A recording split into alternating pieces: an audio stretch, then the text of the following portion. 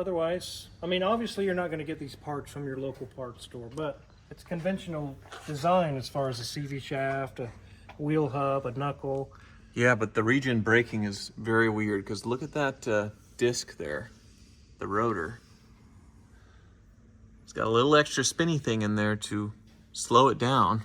Really? I think that's how the regen system works. Huh. And then a traditional caliper, obviously.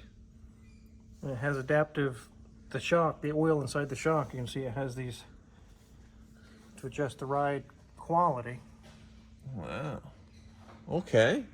And then the battery lives here, just like in all Teslas.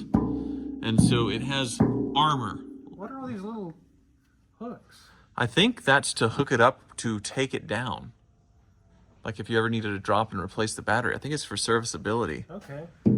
I believe you hook it up onto their special lift to drop it all down if there were ever a need for it. But so there's no drive shafts, no exhaust, no evap lines, no fuel lines, nothing.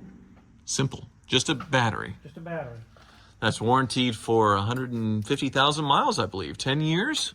Yeah, and then this is different from most vehicles where this is the rear and it's also steerable. Mm-hmm. It's got two steering racks on here.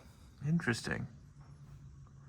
And does it have the same sort of struts in the back, or are they more like bags like you'd see on a Range Rover? They're similar. They're not as tall, but you can see them there. Oh, yeah, sure enough. I see they have them protected too, which is another nice thing.